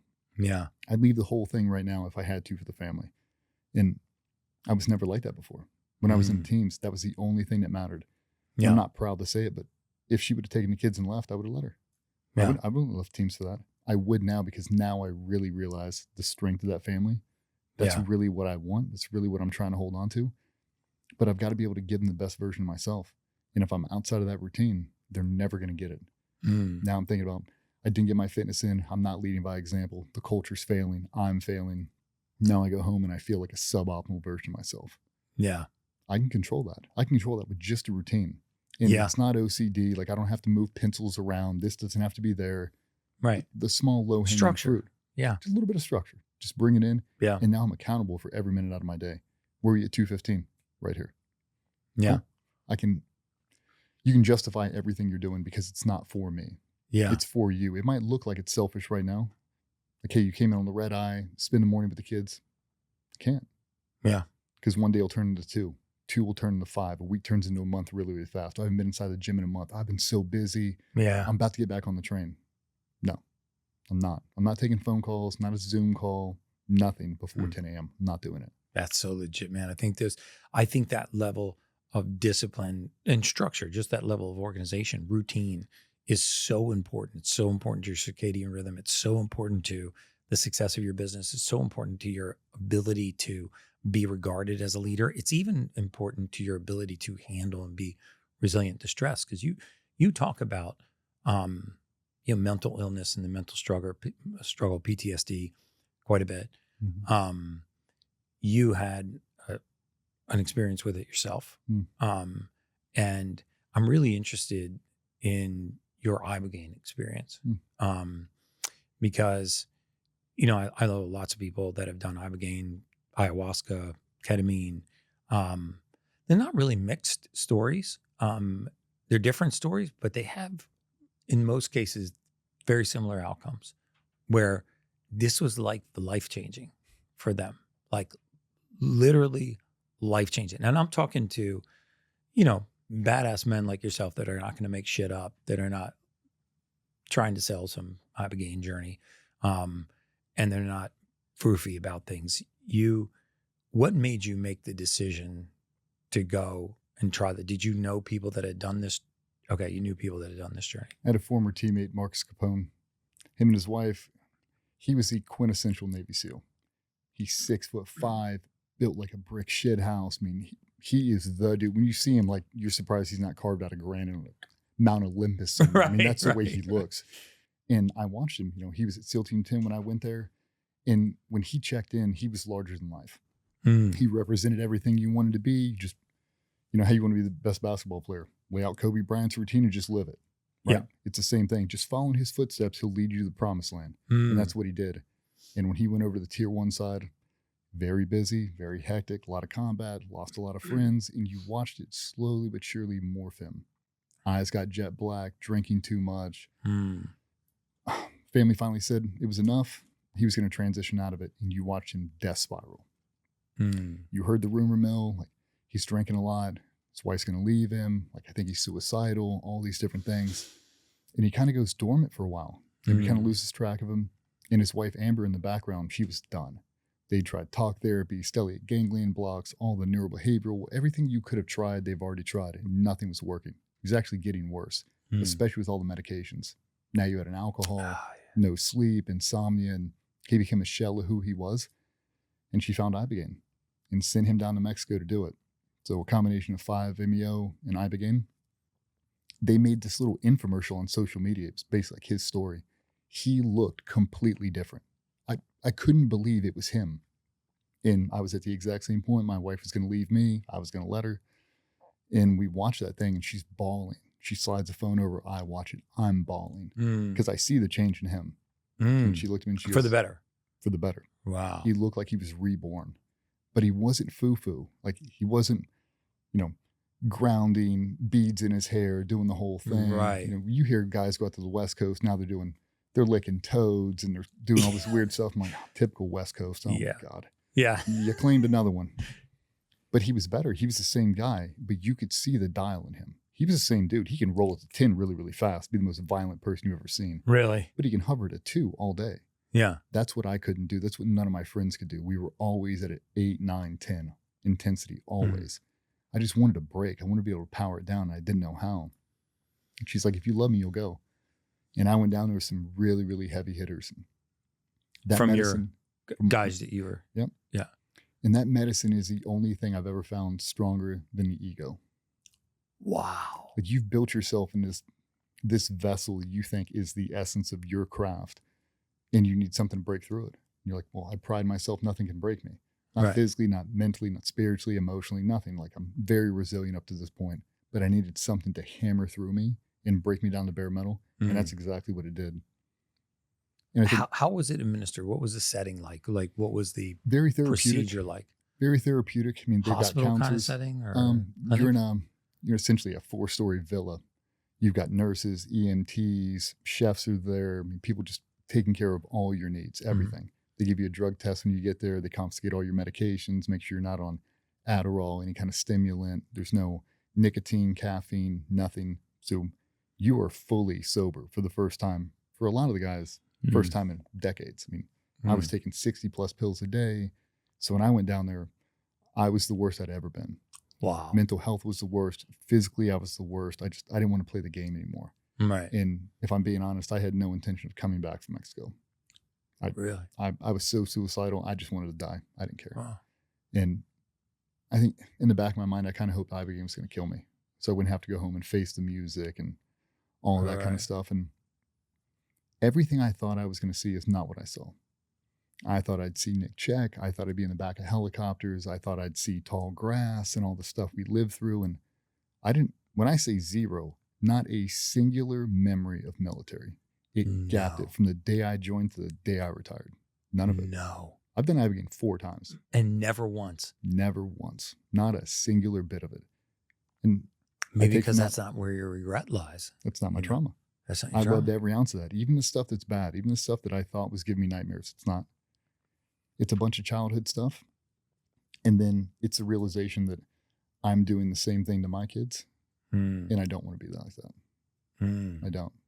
Like, I have regrets on the way I've treated my wife, conversations we've had, infidelity, the whole thing. It's like, I did all that. And it's so hard to realize that's what you've done. So when you wake up the next day, they call it the gray day. It was like I had a 300-pound noose around me. My posture was broken. I didn't want to go home. At the same token, that was the first time I'd ever been homesick. Like if Elon Musk would have had a teleportation machine right there, I would have jumped home. Right. But I still had this reservation, like, I still don't want to go home. It's this weird shift you find yourself in. But everything you've been suppressing your whole life is now at the very top of your throat. Now it's coming out of your mouth. You sit down in this big school circle and, okay, let's talk about your experience last night. And everybody just looks at each other. I'm chatty Cathy, like, I want to send it. Right. And I start talking and everybody else starts piping up. I start talking about wanting to kill myself and suicide ideation, dependency and all this stuff. And everybody else like, me too, me too, me too. Really? And then I get pissed. I'm like, really? What do you mean you too? Like, I've known you for 20 years. You're my best friend. What do you mean you too? He's like, yeah, I'm in the same boat. You were going to let me sit in my guest room and shoot myself in the head and you weren't going to say anything. You knew I was suffering. Nothing. You're just going to watch it happen. And I made that decision right then. I was like, I am never going to sit here and mum's the word. I'm not doing that. Yeah. Next day we do 5-MeO DMT, and it must be what finding religion is truly like. Wow. When it happens, you set up and you're like, oh my God, oh my God, oh my God, oh my. I mean, you're freaking out. You feel interconnected to everybody. Like, it's so hard to describe until you've done it. You can't believe you feel that good. You can't believe you feel that grounded, that balance, that interconnected, that much empathy in your life. Really? But it's controllable. It doesn't make you a pacifist. And that was my biggest concern. It's like, I don't want to run around here with flowers and beads in my hair. Yeah, I'm exactly. sorry for all the things I did. It's not like that a bit. It gave me a full dial. I can roll it to 10 so fast, but I can sit here to 2 and be the coolest dude in the world. Like, I'm the most normal dude you'll ever meet. I wasn't like that a couple of years ago.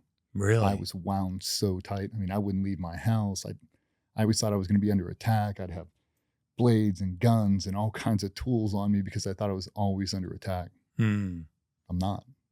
Like, I can control all these different things, and it made me such a more well-rounded person than I was before. Yeah. And it's all because of that medicine. And now once you're off all those pills, my headaches are away. Were you cold turkey off of all that? Yeah, to wean off, because I was on symbolic to Adderall. I mean, it takes a while to get off them. But man, once you're stone cold sober, no booze, no nothing in you, it's like, I can't believe I feel this good. I mean, I did Copenhagen for 20-something years. Cold turkey, one shot, completely done. And I didn't want to quit. Every ounce of addiction in your body is gone. So addicted to women and chaos and everything else, it's gone. You've had this whole time. Wow. So I told Marcus and Amber when I came back, you know, they meet you on the other side of San Diego and, you know, hugs and kisses and whole thing. And I grabbed them both and I was like, I'm going to get on the nearest building. I'm going to scream it from the rooftops. I promise you. And I went on Sean Ryan, unblurred my face and told my story. And I became an advocate for the medicine. I remember that. If you think you've exhausted everything and you haven't gone down there and done that, there is still room left on the table. You can still make progress. Really? You get a bunch of guys like, I've done the immersion, I've done this, I've done that, I've done talk therapy, stellate ganglion blocks, all the medications, and they provide a little bit of relief, but it's not the entire thing. And I was suffering so bad. And I could see all my friends suffering too. I'm so sick of putting friends in caskets for self-inflicted stuff.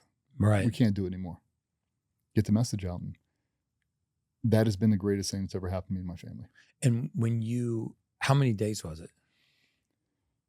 The original one was a 3-day protocol. Now they do a 5-day. So they do Reiki, massage, breath work. They do it all. Sweat lodge. I mean, it's a full protocol. Wow. And it is perfect. We do it through Ambio Life Sciences.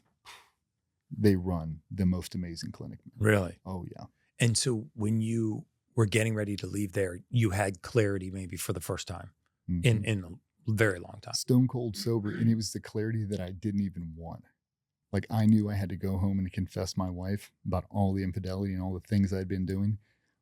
But I had such a clear picture of how it happened. Yeah. Right? And not a lot of people ever have that. They just think it was an impulse. Yeah. Yeah. I was so hung up on the job that I had to set up these walls and these different barriers so I couldn't let my family get inside to cloud my judgment. Because you have to be able to self-sacrifice right now. It's so hard to do when I'm thinking about my wife. I'm thinking about those 2 kids. I'm going to make her the first 2-time widow in NSW history. I'm going to orphan my 2 kids. Like, I'm not doing this. Like, there's a hesitation that I can't have. So what do? I block them off. I don't put pictures of them up. I try to limit how much we FaceTime. We won't talk for days on end. Like, I'm trying to keep you on the back burner so I can focus on the task at hand, limit your options, narrow your focus. Nobody cares if I'm a 63% husband. Nobody cares. It's not what they care about. They need me to perform right now. And if it calls for sacrifice, I have to be able to sacrifice. So we'd go on these trips and I'd live these alternate lives. We'd go on jump trips and dive trips. And, I'm not just running around, but because I'm not thinking about them, there's that internal governor that's no longer there. Where it's like normal people would lean on religion, strength of their family, all that. I didn't have any of those things. I was just living this singleton life. We're on the road 300 days out of the year. And it's so much easier to compartmentalize completely and not think about them when I'm fully single. So in my mind, I'm fully single. Right. Wherever I'm at outside of this house, I can be a completely different person. Now I come home, I snap back into it. Am I really present? No. Physically, I'm there. Mentally, I'm there, not there. Emotionally, I'm not there. Right. That's all the time that I regret. So out of everything I've done for my life up to the 40 years on this planet, there's a stretch of 4 years I absolutely hate myself for. I can never get that back. And we came back through. I mean, I can't believe we made it through it. All the stuff I put her through. But I told her, I was like, I'm going to re-earn my seat at this table every single day I'm left on this planet. You will see a positive change in me every minute I'm alive because I owe it to you. And if you ask her today, I wake up every day with that on the forefront of my mind. I'm going to re-earn my seat at this table by whatever means necessary. And the other thing is we cut out toxicity out of my life. I sat down at the edge of my bed with her, and a lot of it's personal relationships. Went through my phone, started at A and rolled all the way to Z. This person, click, click, click, click, click, click, click, about 150 people. Block and delete, all of them. Really? Never going back. I've known you for 25 years. Every interaction's been toxic. I mean, family members included. I can't do it anymore. I owe these 3 people everything right now, and I'm going to give you both barrels right now because you deserve it. Because I've been absent for our first 15 years of marriage. Like the GWAT took me from you. Now I've got to give it back. And for me, it's totally worth it, but it is so hard to go down there and let yourself go. And is this over several days that you come to this, or is it, how is it administered? Pill form. So they grind it all down. It comes from a root in West Africa. They grind it down to the capsule form, take 3 or 4 pills. You take one, 20 minutes later, take another one, and you'll slowly start to feel the effects come on. Nothing crazy. You need a little bit of tracer, and then you take the 4th or 5th final pill, banging on maracas. You're staring at yourself in the mirror, and then all of a sudden, wow, am I feeling it? You'll shake back and forth, and everything will drift. And you're like, oh boy, here we go. Here we go. You hear like bees buzzing in your ear, and you put on the eye shades, and whatever happens, happens. And some guys don't see anything. Some people, you just feel emotions. You can feel memories. You're not even. But you're conscious. You're awake. You're in charge. You're in charge of your choices. It's not like you're not on like a weird acid trip where it's okay. But I mean, like, you feel out of control. You get up and go to the bathroom. It's very hard to walk. You don't have your sea legs. They're assisting you. But I mean, you're in Mexico. I know I'm laying on the bed. I know that guy's mad. I know that that's cold. Yeah. Put on the eye shades, and then whatever you're feeling is what you feel. How long are you in that zone from that? 24 hours. 24 hours. Yeah, 12 to 24. So you don't actually sleep through it? Oh, no. No, you're awake the entire time. So that gray day, you can't sleep either. So, I mean, you're just up. Process, guys journal, they'll take audio notes, all this. But that medicine's in your body for probably 6 months. So you'll be sitting in a red light, and all of a sudden, a picture or an emotion that you felt from 6 months in the past during treatment, it'll click. All the dots will connect, and you go, that's why I did that. And you'll go home to your lady and you're like, do you remember in 2012 this? And she's like, I was like, this is why. And she'll look at you and go, that makes sense. That makes sense. And like, it'll take you so long to process it. And that's what a lot of the guys do wrong is they'll go down there, they'll have this amazing change. They'll come back and be reinvented, and they'll go straight back to that same toxic lifestyle. Yeah. Like, you know, you got to quit booze because it's consuming you. You go to Mexico, you come back, but your wife's drinking 6-7 glasses of wine a night. It's not going to help you. Eventually you're going to have one, and one's going to turn to 2 and you'll go straight back into it. If, you know, your buddies at work are hitting strip clubs, you know, every weekend, now you go back with them. You're back on the same path. It's like you have to scrub out all the toxicity out of your life and reinvent yourself. But once you do, my God, it's like a superpower. Really? Everything is more vibrant, colors, the edges are crisp and clean. Just, you feel interconnected to everything. It is truly amazing.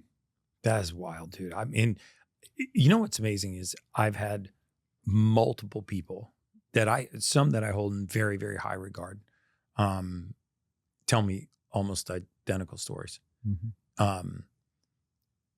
I still don't quite understand the mechanism of how it allows you to break through your ego, because I feel like when you're in that state and you're not in control, you know, you're not conscious enough to process it and make a reasonable choice out that'll lead to a life-changing outcome. But that's not what they report. So when you come into Ibogaine, that's not the ego death. That conjures up everything else you've been suppressing. The 5-MeO is what kills it. They call it the ego death for a reason. So good, man. The ego is so dangerous. It is. It's so dangerous. You think it's a source of your strength. Yeah. But for us, when you get in there, I did 6 rounds of 5-MeO my first time through. Wow. How long were you there? Each one of those it's different from everybody else. Mine were probably 4 to 6 minute rides. You kind of have a loose trap. You can kind of track a little bit of time, but it's so hard to describe. It feels, and Trevor will tell you, if it feels like you're going to explode, explode. Feels like you're drowning, just drown. Feels like you're dying, just die. Yeah. Whatever it's going to do, don't try to fight it. Just open your arms and just breathe and let it happen. And I was probably 5 rounds through and I wasn't having that breakthrough moment. My ego wasn't dying. I was holding on to it. I would scream and cry and I'd ball it up. And then I'd come out of it and I'd look at the practitioner and he'd go, hit him again. This last one, I don't know, because we used to go down there with nothing but SEALs. So they would hold space for you. You'd look around the room. You're like, okay, I'm going to take this medicine. I'm going to put these eye shades on in this foreign country and they're going to protect the house, make sure nothing's going to happen. So it gives you that peace of calm. Yeah. In that very last time, I don't know if it was a practitioner or a team guy that was there. They knew how bad I was struggling. And they were like, you want to kill yourself, right? Like, yeah. And he goes, then do it. I changed my intention. And the 6th time I smoked that medicine, I did it with the intention to kill myself. And that is what broke me open. It felt like my whole soul went into my sternum. It cracked open and shot out of me. I mean, just laying there, you got the eye shades on it. It feels like every ounce of your soul is leaving your body in one shot. I mean, really? Screaming. It's that profound. When we get done, I'll show you a video of me screaming. It sounds like a Viking death. They have a video. Just screaming. And you don't know what's happening. That's just what your body's doing. And when you wake up from that, it's the most sobering thing you've ever had. Like, everything in the world is right. Every wrong I've ever done, I can fix. You're like, I'm good. Like, I don't have to close this out. Like, I got to go home and I got to confess right now, and I got to rebuild this bridge brick by brick right now. It gives you the motivation. On your seat at the table, yeah. Yeah, like, I can totally come back from this. I can totally do it. Without that medicine, there was no coming back for me. Wow. That is so profound, man, because I know so many people are struggling from what they feel is insurmountable mental illness. Everybody's got it. And even to some extent, yeah. So we're doing a documentary. It's launching on Netflix November 3rd in ways. Is it really? Yep. Oh, dude, I'm going to light that thing up for you, man. That's awesome. So, yeah, November 3rd. About your journey. My journey, Mark Scapone. And then if you heard me talk about on the Sean Ryan podcast, Matt Roberts gets shot through the arm, doing that whole thing.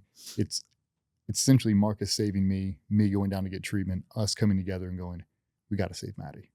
Yeah. Now it's me convincing Matt to go down his whole treatment protocol, and then all of us going down to Mexico together. It films the entire procedure simultaneously. Stanford, Sean's doing it too. Sean did it too. Yeah. Wow. But Stanford did a study on Ibogaine and what it's doing for the brain.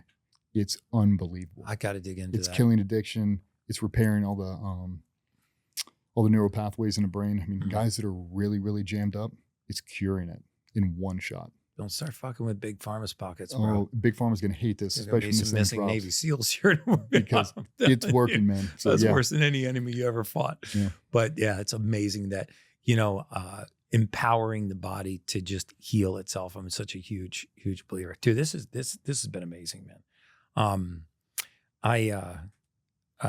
First of all, I'm really thankful that you came down and came onto the podcast. And before we wind things up, I have a VIP group. These are my most loyal followers. They're a community that I've built that are really on the same journey with me. They knew that you were coming on the podcast. They've got some questions for you. I want to take you into that room and answer their questions. But before we go, I wind down all my podcasts by asking my guests the same question. And that is, what does it mean to you to be an ultimate human? I mean, for me, being an ultimate human, it's a realization you're on a consistent progression throughout life. The person you are at 18, you're progressively getting better through your 20s, through your 30s, through your 40s. And I'm going to continue that exact progression, understanding there's no finish line. There's no gold medal to win where I just hang it up and I go, and I'm not going to do anything else. I am going to live this exact same path, knowing there's still room to go, still room to grow the entire way through. Different modalities. You got a different pill that makes me better? Give it to me. Different drink, different sleep hygiene, whatever it is. I'm adopting everything positive in my life to make me better than I was the day before. And I'm trying to push that out to everybody. And I'm just trying to live it. To me, that's the ultimate human. Am I better than I was the day before? Yeah, I am. I will tell you, man, I'm around a lot of people, a lot of great thinkers, a lot of very successful, unique individuals. You have an energy about you, brother. I mean, you really do. I feel like I've known you all my life. And not saying like I feel like you're my best friend. No, I just feel like I've known you all my life. I can tell that you're a very genuine, very intentional, very humble person. And I've really enjoyed the last couple of hours with you, man. I truly have. I mean, it's been an awesome engagement. And like I say, I meet a lot of people, a lot of high achievers, but you have that special chord, like that authentic energy that I don't feel very often. So maybe it was the Ibogaine and it worked, but I appreciate it. I appreciate the opportunity. Yeah, I'm excited to go in and meet some of the VIPs and get their questions answered. But wow, what an amazing podcast. I'm going to have you back because I want to see how your journey continues to go. And guys, until next time, that's just science.